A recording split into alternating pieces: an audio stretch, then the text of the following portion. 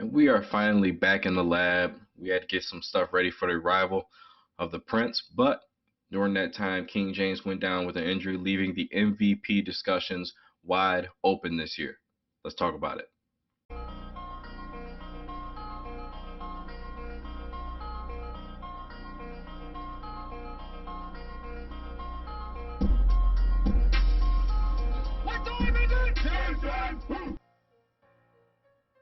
Thank you for tuning in to another episode of Trey Ball. We are discussing the MVP conversation. And no, I did not say best player, I said MVP. When you think about the MVP award, a lot of people think it should always go to the best player. Granted, LeBron James puts up numbers every single season he's been in the league. You can pretty much pencil him in for 27, 8 and 8 or 25, 7 and 7, something along those lines. Every night he comes to play. He shows up. He rarely misses games, but that's just the problem with this year. He has missed time, significant time, and he hasn't played every game. Anthony Davis has missed majority of the season. Kevin Durant's missed time. James Harden's missed time. Kawhi misses every other game. Kyrie's missed time. Steph has missed time. Giannis just came back from an injury.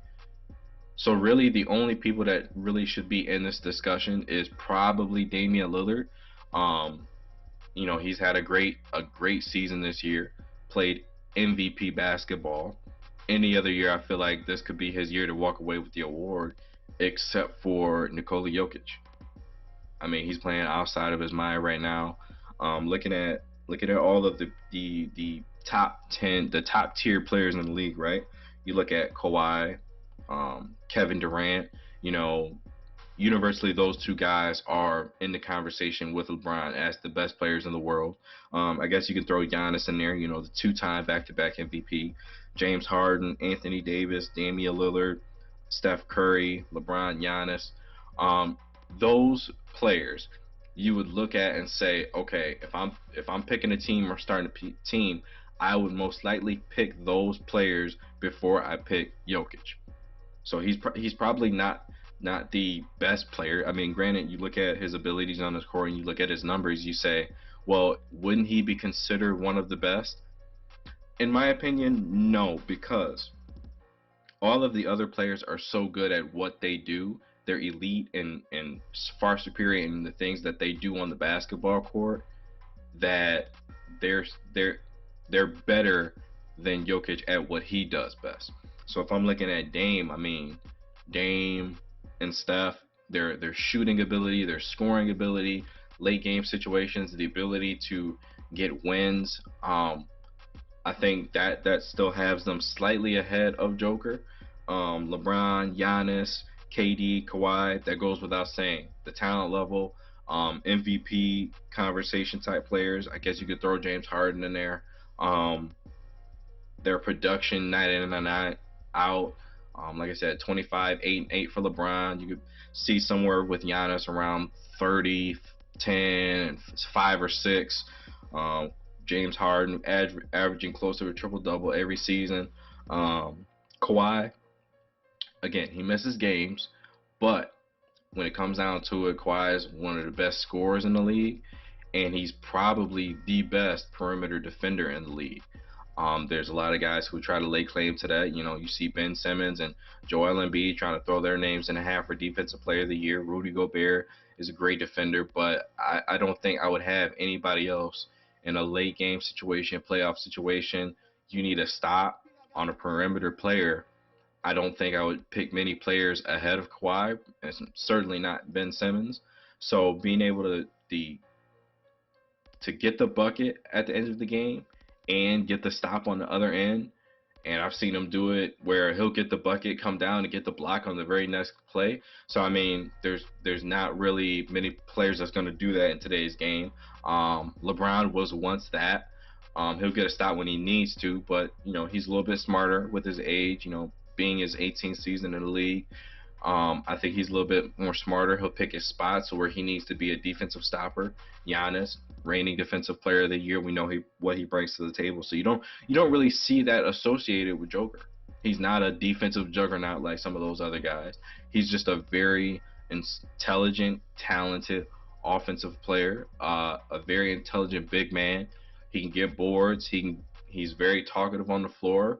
Um, I will give him that, but he's not the best defender in the league at his position even. And just looking at his stats, look at this: 26 points, 10.9 rebounds, 8.8 assists a game. A center, 8.8 assists per game.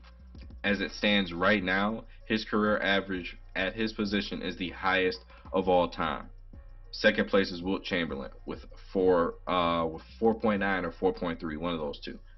But as it stands, if he was to retire today, he'd have the highest assist per game average for a center in NBA history.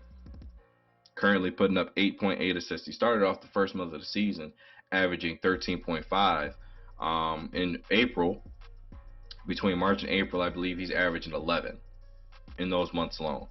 So he's at 8.8 for the season, 1.5 steals, 56% from the field. And granted, look, like I said, he's a center, so you would like to see that number in the 60s, high 60s maybe, I'd say mid to high 60s. But his style of play, 56% is still very, very good. He shoots a lot of jump shots, not a lot of layups or back to the basket hooks like you would see from a traditional big man.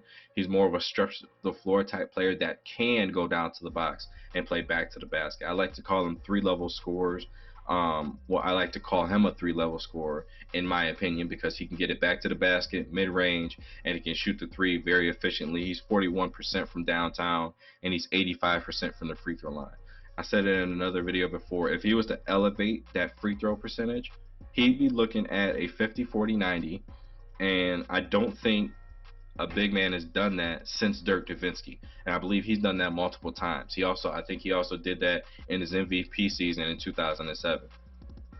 So, looking at these numbers, I don't think anybody has a real claim to the MVP award other than him. If you're looking at, like I said, the usual suspects: LeBron, Giannis, Dame, Steph, Harden, KD, Kawhi, they've all missed time, except for Dame, but they've all missed significant time, so they shouldn't be considered for the award. Nobody's really had the level of production that he's had this season. The only other people that I can think of is Harden, LeBron, and somebody who's not going to be in the MVP discussion simply because of the way the team is playing this season, even though they're a half game out of the playoff race, the play-in tournament, which would be the 7, 8, 9, and 10th seeds, is Russell Westbrook. Russell Westbrook has, I believe, if I'm not mistaken, I believe he has 18 triple doubles, and he has 10 triple doubles in the last 12 games. So we're seeing him back to himself once again. Earlier in the season, we didn't really see that. He's playing terrible basketball, but he blamed down the knee. Turns out he was absolutely correct. Came back and started tearing things up for the past 20, 25 games or so, and the Wizards look like a totally different team. So imagine if they started off that way, the way Bradley Beal is scoring the basketball, we could very much be looking at maybe a 4th or a 5th seed and Russell being in the MVP discussion for that team. But like I said, he's being very productive. But we're not really seeing it in the record only because of how the season started. I believe they really started at 4-15, and now they're 24-32, something along those lines. I would have to double check, but still playing phenomenal basketball. So in any other year, he'd be back in the MVP discussion, just like he has been for the past 4 or 5 seasons. Not to mention, he should have been in the MVP discussions last year. He put up 27, 8, and 8. The Houston Rockets had a great record. But you know how things go when you're a teammate of James Harden. You're only going to be taking a lot of the blame if they don't win a championship. So, that's probably why he didn't get much, look at being an MVP last year. But Jokic, I mean, I read you the stats, I read you the numbers. Shooting percentage, 50, 40, 85.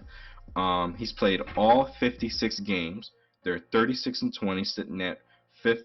They're sitting at 4th actually in the Western Conference. He has 49 double-doubles and 15 triple-doubles, second only to Russell Westbrook. 25 games with 10-plus assists. Your big man, your center. 25 games with 10-plus assists. To put that in perspective, if I'm not mistaken, Donovan Mitchell, who's leader of the Utah Jazz, they're playing great this year. He just went down with a twisted ankle the other night. I hope he's okay. But he only has one career game with 10 plus assists. Okay, one career game. He has 25 games with 10 plus assists in this year alone.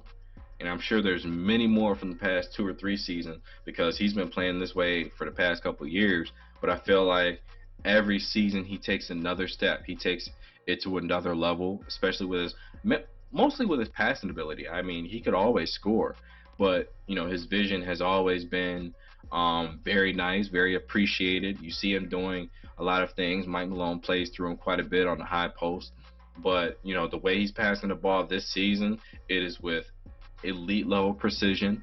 Basketball IQ is being shown off to the fullest. And guys know that when I make this cut, when I make this move, I'm going to get the basketball. That's the most important thing.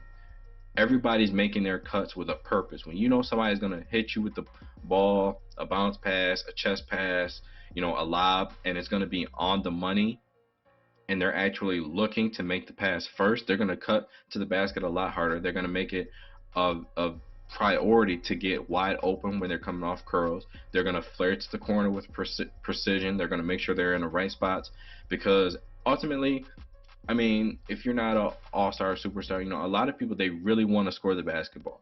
That's where some people focuses on. If you have a pass-first superstar like Joker, like LeBron, um, you know, those type of players are looking to get the ball moving it around so that late game situations, they're free to do whatever they want. They can pull up for three, they can pull up for a mid-range, they can get all the way to the basket because the floor is going to be spread out.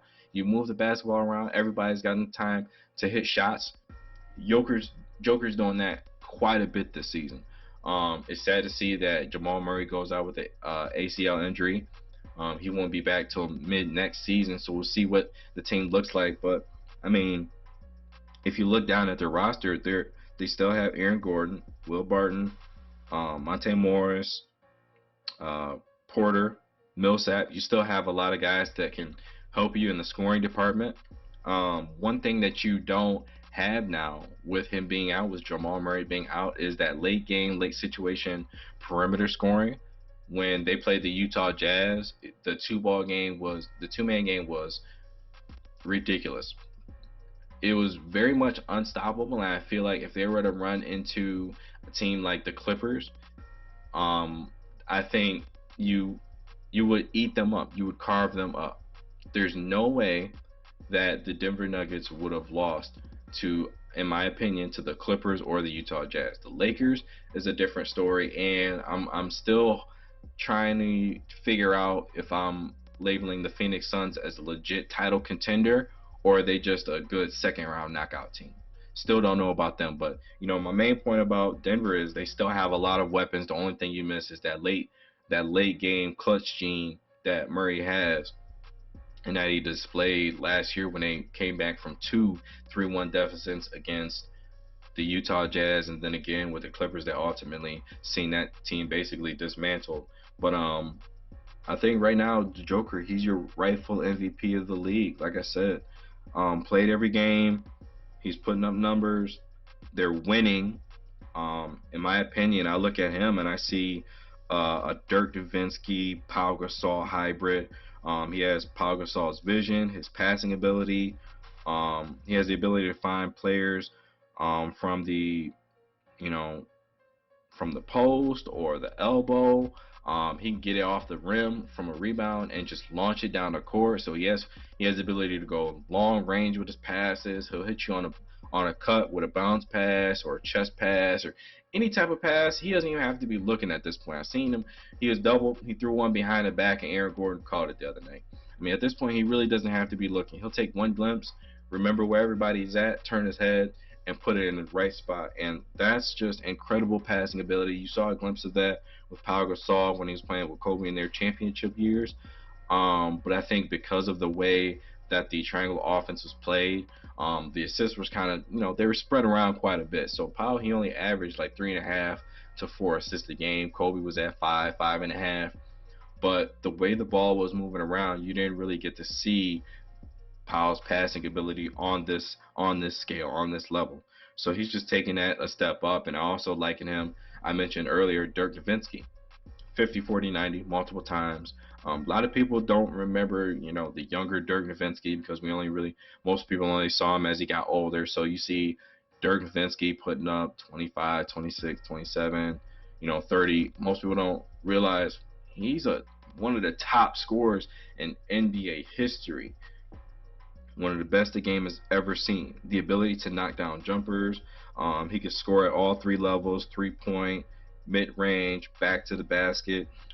Joker's not, he's not able to score with his back to basket like Dirk could, but he's still very efficient. Like I said, he's shooting 56% from the field this year. For a jump shooting big man, that's very impressive still. But Dirk Nowitzki has 31,560 points. He was no slouch. He was very, very much elite and very much unstoppable when he got to that one leg fadeaway that you see everybody from Kevin Durant, LeBron, D Wade copied it at one point, Kobe. When you have players stealing your move over and over again because you've been destroying them with it for 20 years, that's the ultimate level of respect. And I've seen Joker use it a couple times. But like I said, I feel like he's a Dirk Nowitzki, Pau Gasol hybrid. 26 points, 10.9 rebounds, 8.8 assists, 1.5 steals, 56% from the field, 41 from three, 85 from the free throw line. Played all games this year, 49 double doubles, 15 triple doubles, 25 games with 10 plus assists. And this year, he's going to be your NBA MVP.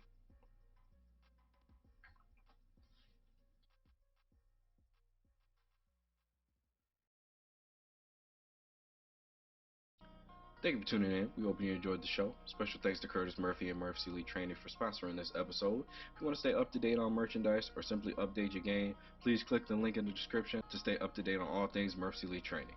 Until next time, you know the rules.